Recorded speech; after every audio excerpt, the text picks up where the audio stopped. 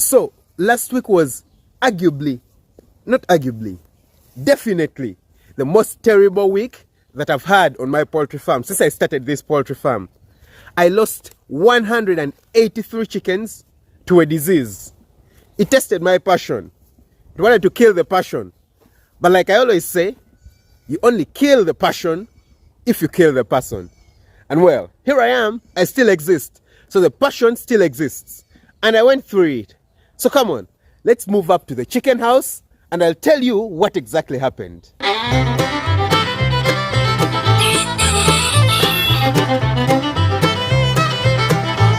Hi guys, welcome back to the channel.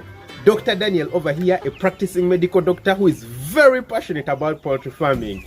And if this is your very first time on the channel, please don't forget to hit the subscribe button, smash that notification bell, that way you never miss out on an upload.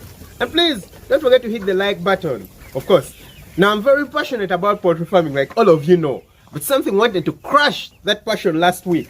As you can see currently, the birds are moving around, feeding, very energetic, very happy. They are jumping around, trying to fly around.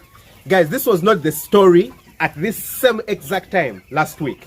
At exactly this time last week, birds were dying. Oh my god, guys, I lost around, in total, 183 birds. Remember, my birds had already come down to around 850, and now I lost 183 birds. In general, I have less than 700 birds currently, you know.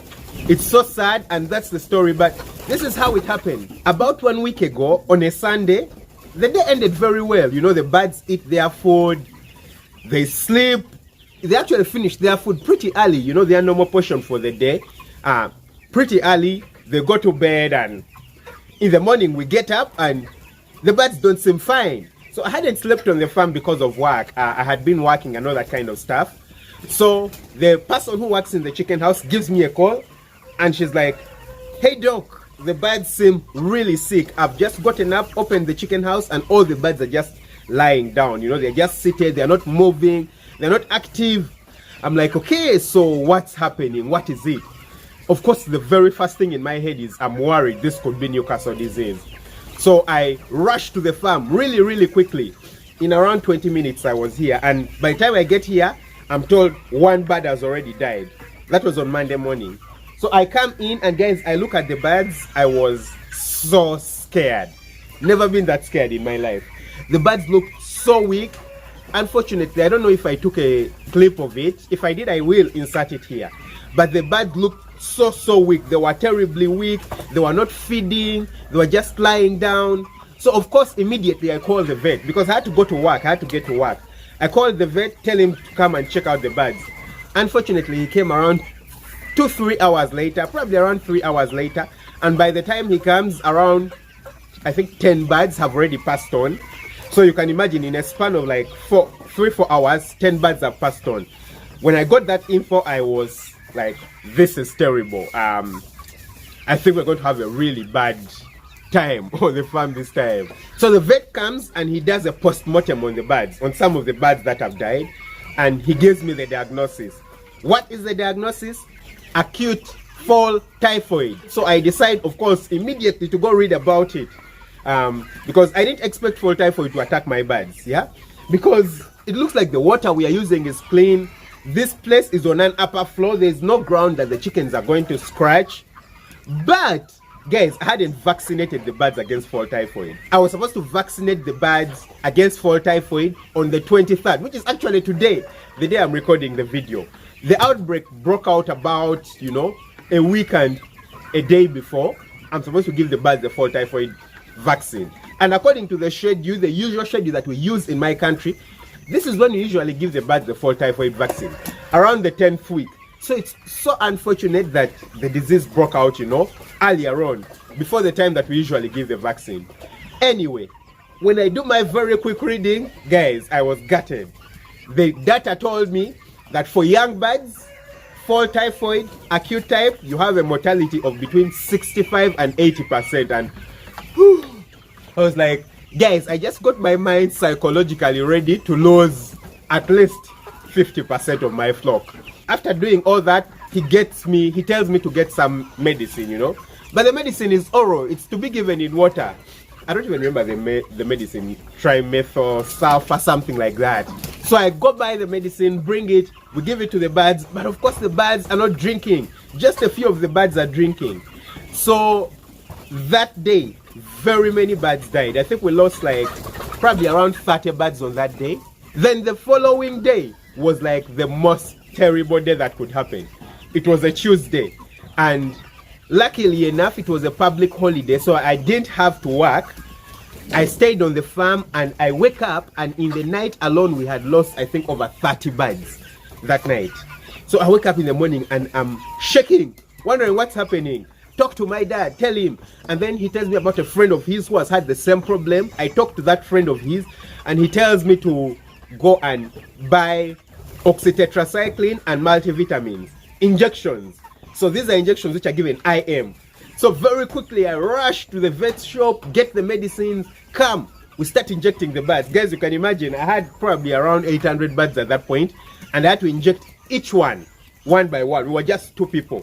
So it took us literally the whole of that day until probably around 10 p.m. to stop injecting the birds.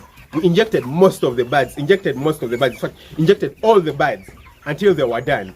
And that day was probably the worst day, because that Tuesday we lost so many birds. We lost a total of over 80 birds, I think like 89 birds in one day. But alas, the following day the results of the injections started being seen. The following day the birds started picking up energy, because the idea is that they couldn't drink. So there was medicine that we were putting in the water.